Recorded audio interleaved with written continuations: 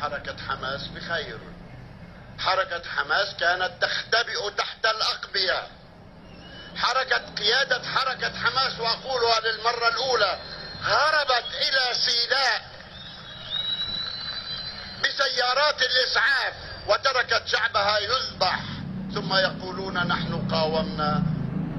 Kelompok yang jauh dari hidayah.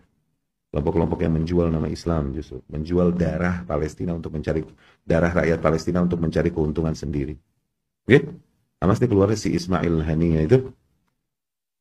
Nanti tahu dia menyerukan jihad di Palestina dan rakyatnya mati dibantai. Dianya berada di mana? Di hotel bintang 5 di Qatar, kurang aja. Haleluya, haleluya, haleluya. Assalamualaikum warahmatullahi wabarakatuh. Salam Aki.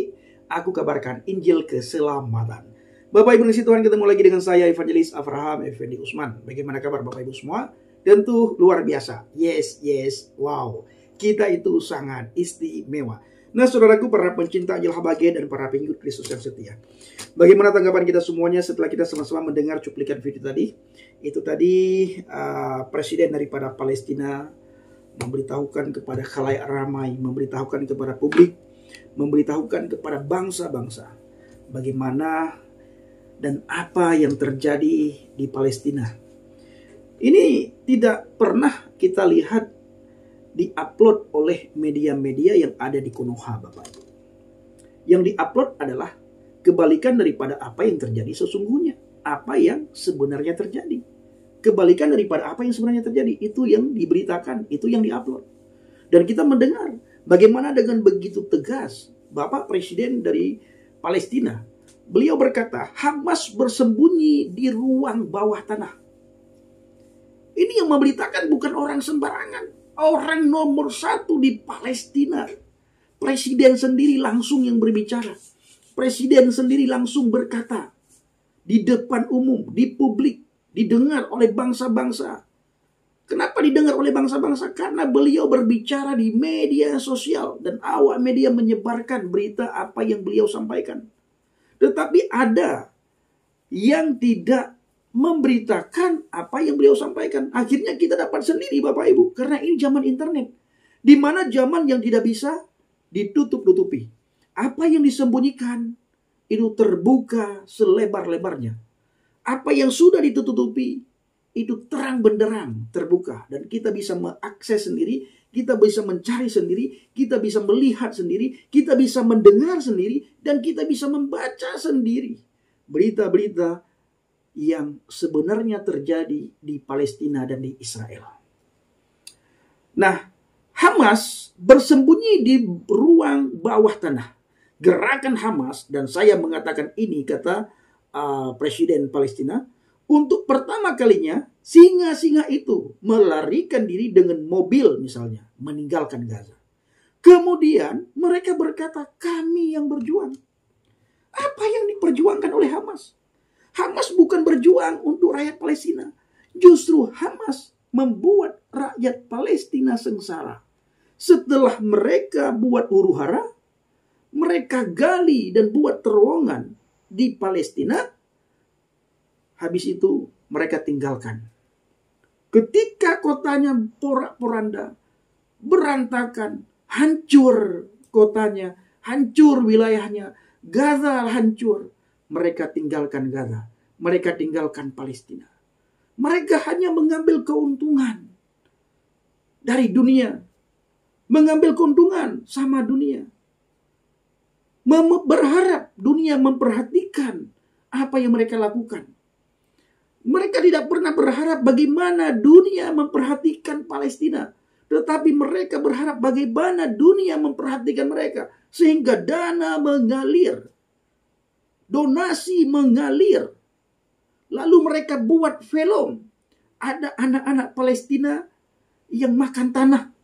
Ada anak-anak Palestina yang makan debu. Difilmkan sedemikian rupa Bapak Ibu. Sehingga kita punya belas kasihan. Dunia belas kasihan. Memiliki belas kasihan. Dunia melihat kesengsaraan rakyat Palestina. Padahal ini semua karena ulah yang dibuat oleh Hamas, saudaraku. Ya. Tapi kali ini, saudara, banyak terbongkar. Hamas benar-benar malu sekali. kalaupun mereka punya malu. Tapi mereka tidak punya malu. Kita lihat bagaimana Presiden Palestina mengatakan dengan begitu lantang, Hamas bersembunyi di ruang bawah tanah. Setelah mereka serang Israel, terowongan di bawah tanah yang sudah dipersiapkan, ke situ mereka sembunyi. Habis itu setelah mereka serang Israel, mereka sembunyi di balik masyarakat, di rumah-rumah warga. Setelah mereka serang Israel, mereka sembunyi di rumah sakit. Bahkan pernah kita dapatkan video, mereka buat terowongan di bawah gedung rumah sakit. Bahkan mereka setelah menyerang Israel, sembunyi di gedung-gedung tempat ibadah. Entah gereja, entah masjid, entah sekolah, Bapak Ibu. Setelah mereka serang Israel di tempat publik, tempat bermainnya anak-anak, di situ mereka sembunyi. Begitu Israel membalas serangan yang hancur rumah ibadah. Begitu Israel membalas serangan yang hancur rumah warga. Begitu mereka membalas serangan yang hancur tempat ibadah, rumah sekolah, tempat bermainnya anak-anak. Kenapa? Karena disitulah tempat bersembunyian Hamas. Tempat bersembunyinya Hamas. Dan tempat persembunyian Hamas. Lalu mereka mengatasnamakan kami adalah pahlawan. Ini dia. Ya. Dunia harus tahu bagaimana kelakuan Hamas. Jadi yang sering saya bilang hari-hari ini, saudaraku, yang sering sekali saya ulang-ulang bahwa Hamas tidak mau damai dengan Israel. Kalau mereka damai, dana tidak bisa lagi mengalir. Mereka tidak bisa lagi dapat dana. Jadi tidak ada lagi keuntungan bagi Hamas. Makanya mereka buat kekacauan. Paling lama beberapa bulan damai. Habis itu terjadi lagi serang menyerang. Tapi tetap, Bapak Ibu, yang disalahkan adalah Israel. Kita tidak akan berpihak kepada si A, berpihak kepada si B. Kita tidak berpihak kepada Israel, kita tidak berpihak kepada Palestina. Kita adalah anak-anak Tuhan, orang-orang yang percaya kepada Tuhan. Kita adalah orang yang taat terhadap firman Tuhan. Kita taat apa kata firman Tuhan. Kita lihat apa kata firman Tuhan. Kita dengar apa kata firman Tuhan. Dan kita harus memperdengarkan apa kata firman Tuhan. Apa kata firman Tuhan, Bang Pendi? Siapa yang mengutuk Israel, dia akan dikutuk. Siapa yang memberkati Israel, dia akan diberkati. Ini hukum yang sudah Tuhan buat. Tuhan tentukan hukum ini. Yang mengutuk akan dikutuk. Yang memberkati akan diberkati. Maka kita Bapak Ibu orang Kristen, orang yang percaya kepada Yeshua HaMashiach, orang yang berpegang teguh pada apa kata firman Tuhan, kita wajib memberkati Israel karena itulah kata firman Tuhan. Kita benci terhadap peperangan, tapi kita jangan sampai mengutuk Israel. Kita lihat sebab dan akibatnya. Di balik semua ini terjadi itu kenapa? Dimulai pada tanggal 7 Oktober tahun lalu. Bagaimana Israel diserang pagi-pagi buta. Israel diserang lagi istirahat. Israel diserang lagi berdoa. Pada tanggal 7 Oktober. Dibalas. Hancur lebur ketika dibalas. Karena yang menguasai ekonomi Israel. Secara senjata mereka sangat mumpuni dan di atas rata-rata.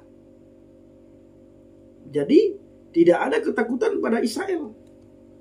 Makanya orang Kristen tidak pernah mengutuk Israel. Inilah alasannya. Apa itu alasannya? Yang memberkati akan diberkati, yang mengutuk akan dikutuk. Dan kita orang Kristen tidak boleh mengutuk Israel. Harus memberkati Israel lewat doa kita. Dan kita juga berdoa untuk Palestina. Karena di Palestina ada saudara-saudara kita. Gereja juga banyak hancur. Tempat ibadah banyak hancur. Itu disebabkan bukan karena ulah orang Palestina. Bukan karena ulah pemerintah Palestina. Tetapi oleh ulah Hamas. Oke, saudaraku dikasih Tuhan, para pencinta Jehovah Bagi dan para pengikut Kristus yang setia. Kita berdoa sungguh-sungguh untuk kedamaian Yerusalem, supaya bangsa Israel benar-benar bangsa yang diberkati Tuhan, bangsa yang menjadi berkat bagi bangsa-bangsa, bangsa yang menjadi terang bagi dunia, bagi bangsa-bangsa. Bangsa yang ditakuti, bangsa yang disegani, dan bangsa yang dihormati oleh bangsa-bangsa. Dan ini terbukti bagaimana musuh sangat takut terhadap Israel. Ya, bagaimana orang-orang tertentu sangat takut terhadap Israel. Mendengar nama Israel saja itu menggigil jiwa banyak orang, menggigil tubuh banyak orang. Ketika mendengar nama Israel, banyak orang terkencing-kencing di celana, saudaraku, ketika mereka mendengar nama Israel. Israel belum datang, mendengar saja tentang Israel, orang sudah mulai kepanasan, orang sudah mulai ketakutan, orang sudah mulai demo, Bapak Ibu, ketika mendengar nama Israel. Terjadi boikot di mana-mana, dan semakin diboikot, Israel semakin maju. Semakin diboikot, ekonomi Israel semakin meningkat. Semakin diboikot, kota Israel semakin terkenal. Karena satu yang tidak diboikot oleh banyak orang. Apa itu Bang Pen? Di HP. Di HP itu udah Google, di HP itu udah Facebook, di HP itu udah TikTok, di HP itu udah internet, dan ini semua ada kaitan dengan Israel. Dan yang pegang saham yang paling besar daripada itu semua adalah Israel. Dan pemiliknya itu adalah orang Yahudi. TikTok sekarang pemiliknya orang Yahudi. Google pemiliknya orang Yahudi. Facebook pemiliknya orang Yahudi. HP ada campur tangan orang Yahudi di dalam HP tersebut. Makanya Opung Benjamin Netanyahu, ya, Opung Benjamin Netanyahu pernah berkata, Anda memegang HP, Anda memegang secuil daripada Israel. Itu kata Opung Benjamin Netanyahu. Opung Benjamin Netanyahu tidak main-main. Dia seorang yang sangat pemberani. Bukan orang penakut, Opung Benjamin Netanyahu. Tidak ada satupun kepala presiden, kepala pemerintahan yang berani macam-macam dengan Opung Benjamin Netanyahu. Opung Trump saja tidak berani aneh-aneh, tidak berani macam-macam dengan Opung Benjamin. Sekali Opung Benjamin mendehem, itu banyak orang bergetar, banyak kepala negara bergetar, banyak orang bercucuran keringat. Kalau Opung Benjamin sudah dehem, banyak orang takut ketika Opung Benjamin dehem. Apalagi kalau Opung Benjamin diam dengan wajah cemberut, dengan muka yang masam, dengan muka yang tebal, itu banyak orang takut, Bapak Ibu, kalau Opung Benjamin sudah marah, masam mukanya, ya, tegang wajahnya, tebal mukanya, tidak bersenyum, tidak berkedip matanya, tidak ketawa, tidak mendehem sedikit pun, diam 1000 bahasa, tidak menjawab apa-apa. Itu banyak orang di dalam sidang itu ketakutan. Bahkan ketika dia pidato, banyak orang yang keluar dari sidang, dari ruang sidang. Opung Benjamin tetap diam dia. Dia tidak pernah berharap orang mendengar suara dia. Yang penting dia bersuara. Pasti orang dengar. Ya, sekalipun ada orang-orang yang keluar ketika sidang, pasti orang yang keluar itu akan mendengar suara daripada Opung Benjamin Netanyahu. Kenapa? Karena semua orang punya HP. Di HP itu ada berita. Di HP itu ada TikTok. Diberitakan tentang apa yang disampaikan oleh Opung Benjamin Netanyahu.